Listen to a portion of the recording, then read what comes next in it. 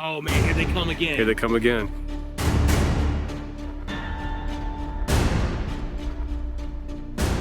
This still has skin on the skull. Right. So there I was in the Congo. No, I'm kidding. So there we were in July of 2016. So, we had these amazing, UAP sighting, in January. So it's like, yeah, we'll definitely go back. We'll pick the most uncomfortable time of year here in the South, and we'll go back in the middle of the summer and see what's going on. So we went back, and like I said, we had identified this big opening, this meadow, and decided we were going to set up our operations there. Our concept of operations that particular weekend was to have several teams set up in the meadow, with both thermal and night vision. And then we were going to have one of our team members start back at base camp, walk along the half-mile trail, to the meadow, and then bump across the top of the ridge just to the north of it. And the idea was he'd be able to see anything going on down below him. And if there was anything on that ridge just below him, he would flush it down into the meadow, and we'd be able to see it and experience it. So he he had forgotten a piece of equipment back at base camp. He said, hey, he radioed back to the teams in the field and back to base camp, said, hey, I'm returning to base camp to get, whatever.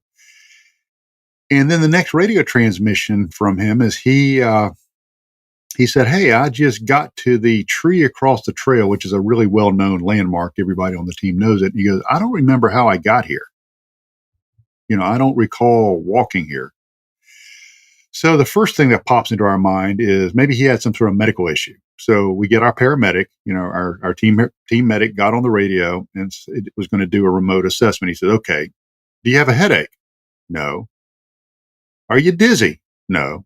Okay, repeat Mary had a little lamb. So he repeated that. So there was no, slurring of speech, cognitively, everything was functioning. He said, I just don't remember how I got here. So like so many people, in this business is we have a normalcy bias, and we like to put things into a neat box that makes sense to us. So the normalcy bias on that situation was, hey, he was just focused on what he was doing and was thinking about something else and was daydreaming and just didn't remember to get there. Well, that worked for a while. So he got out to the edge of the meadow, worked across the top of the ridge. Nothing happened, dropped down into the west side of the ridge and started moving towards another team. Now, this team member consisted of two gentlemen, Tim and Daryl. Daryl has a degree from the Georgia Institute of Technology, has a master's degree in public administration from another university, has spent a career in emergency services. So that's that guy. Second guy, Tim, is a veteran of the U.S. Army 75th Ranger Regiment, special operations guy, has a dual degree from Georgia Tech in physics and philosophy. My mind just went blank. Two P's, physics and philosophy. So, and he worked in AI kind of research for a big company. So, two, solid, guys, very reliable guys. So as Bob dropped down into the meadow, they brought their thermal up and they see where he is. They can see his heat signature. They drop the thermal back down, and then right where he was standing, they see this orb of light appear. And this orb moved very quickly, about 100 meters across the meadow, and stopped and then winked out. But they quickly brought their thermal up to where the orb had disappeared, and once again, they see a man-shaped heat signature standing there. So they get on their radio and they said, Bob, are you okay? And they're watching this heat signature through their thermals, and they see the heat signature bring a radio up to its mouth, key it, and say, yeah, why? What's wrong? So they just saw a team member turn into a sphere of energy, move 100 yards or so, and then turn back into a man. And we calculated the distance and the time. It moved about 26 miles per hour over rugged terrain. So they said, hey, you need to come and talk to us. So he's like, okay, I'll go over there and talk to you. So he meanders over there, and he says, hey, what's up, guys? And they said, you just turned into a ball of energy. And he's like, no, I didn't. I just walked over here. I said, no. We saw you turn into a ball of energy and, move quickly and, traverse the meadow and then turn back into yourself. And he goes, you're full of crap. I just walked over here. So if we look at that, if we really start to dissect that, there is a quantum event where you can have something exist in two states simultaneously. A good example of that is the dual slit experiment. Light will exist both as a wave and as a particle. So what we were having is reality, and that's a very subjective term, but reality for both sets of men were different. They both had a different reality, yet their realities existed at the same time in the same place. And one of them, was one of them the observer effect, that if they hadn't observed it, would he have turned into the ball of light or no? Or, so, is it a quantum event happening on a macro scale? And I think if you start looking at a lot of these areas of high strangeness, you'll see quantum type instances happening on a much larger scale. So this was, something that we experienced. So that by itself was strange enough. And then it just gets even stranger. Is back at base camp, our base camp operator comes on the radio and he says, "Hey guys, I'll see you in camp in a few minutes. I see your lights coming over the top of the ridge. I don't know why you're coming over the ridge, but I can see your headlamps. Several of them are brilliant green." And we radioed back to our base camp operator and we said, "We're still in the meadow. I don't know what you're seeing." And he goes, "Hold on, guys." And he came back on the radio and says, "These lights are about 20 feet over the ground." So he was experiencing green orbs, above base camp on a ridge that he could see with his naked eye, which is very common in this area, orbs and lights. That's just, almost boring now, when we see them. So we go back to camp, turn in. The same base camp operator had his own experience with the law of fluid dynamics. He had to get up in the middle of the night. And as he was taking care of his business, he sees what people in the Bigfoot world call tree peepers, that something that peeps out around a tree and watches you. And he saw that, watching us from base camp about 40 yards away. And the cool thing is what he saw was white. And the folklore of this area talks about a white, hairy hominid that people have seen in this area. So it's like it dovetails very nicely in with the folklore. So the next morning, Bob, who has he's retired law enforcement, has a rich history in backcountry search and rescue in California, comes to us with his GPS. He always runs a track line on his GPS. And he says, "Hey, I want you guys to look at this." And he showed it to us, and his track line were several straight lines. Now, you can't move over this terrain in a straight line, either on foot or by vehicle.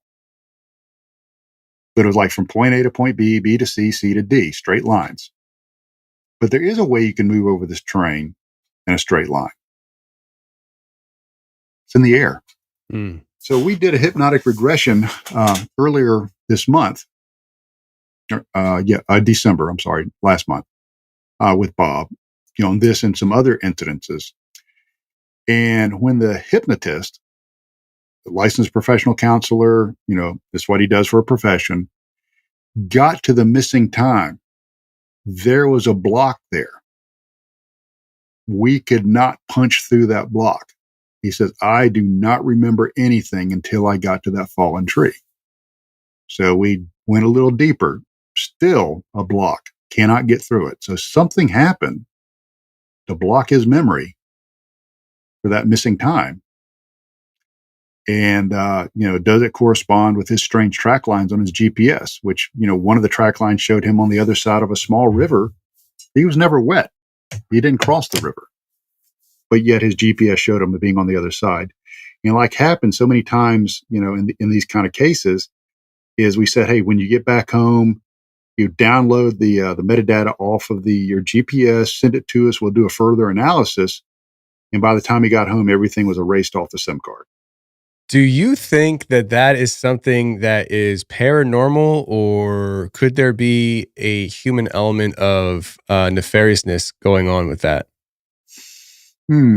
Like, do you think that it's possible that there are people? So this kind of I'm kind of jumping the gun here with that question.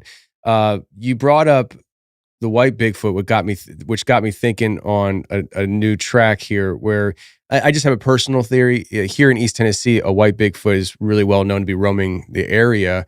And when I moved here, was talking to a local farmer, and he said that when he was a little boy growing up, the old timers would tell him about what it was like around there when they were building Oak Ridge, and it was known Hmm. as a secret city. They didn't know it was Hmm. being built, but at that time, they started seeing this white Bigfoot hairy creature running around this area. And in Pennsylvania, there's this legend of this white Bigfoot that runs from like East Ohio through North Pennsylvania, all the way across the state.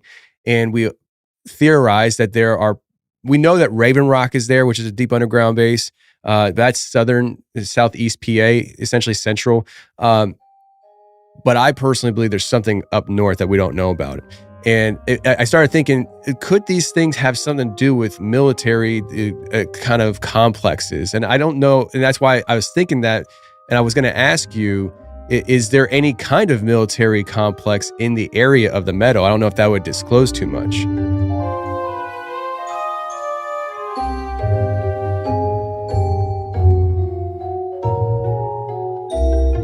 There's a lot of military complexes. And you talked about Site R, Raven Rock, and I think the site to the north you might have talked about is Mount Weather. To my knowledge, and I worked in this business, no, there's not any government site that would be doing any kind of, not that I can think of, not that I know of. Okay. Yeah, and the some of the folklore predates the military presence in this area. Sure. Yeah, that's always definitely something to be considerate of. Is like, what is the history of these legends Right. too? How old, and how far back do they go? With Bob, I have we gotten Bob tested? Does he have like the skinwalker virus or anything? Is he? Is he? Well, unfortunately, and this is kind of sad, but the one of the people that observed Bob has died Really? unexpectedly, and then now Bob's cancer's come back. Interesting.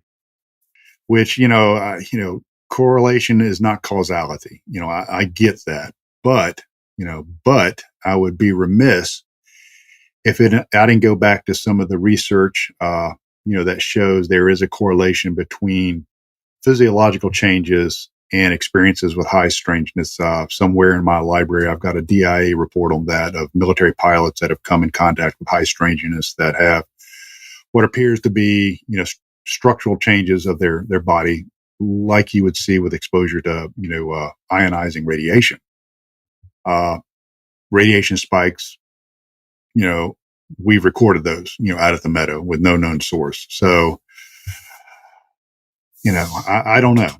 I don't know. What do you make of the radiation spikes? We were up in the Smokies here a few months ago, probably back in the summertime, and we got radiation spikes in an area that a really well-known missing 411 case happened, and we theorized the idea that there could be dimensional shifts that people go through, and they find themselves in new places, and could there be radiation attached to that? And I will say that when we had those spikes happen, it was me, my brother, and my friend Brian. Brian was up there all day. We met him up there in the afternoon. My brother is more wimpy than me, so he can't handle as much. Got to take that shot there. But we were up there for maybe 3-4 hours, and the next day, Brian tells me he can't get out of bed. His eyes are on fire. He feels like his skin's on fire. He's like, "How do you feel?" I'm like $1,000,000, bro. But I text my brother and I said, "Hey, how you feeling?" He's like, "I was up all night throwing up." Do you think that has something to do with the radiation spikes? Yep. Yeah, I do. And the reason, and I know the case you're talking about there, and I'm getting ready to throw you a curveball, Okay. which is going to open up a whole other can of worms. But I'm familiar with the case that you're referring to there in this Great Smoky Mountain National Park. Very familiar with it. Is I had another researcher friend that was doing his own research, and he went to a place in the Smoky Mountains, and he was outside of his vehicle, came down with a mysterious bloodborne illness, which mimics radiation exposure, but his parents stayed in the vehicle, which acted like, in my opinion, a large Faraday cage, and they were protected.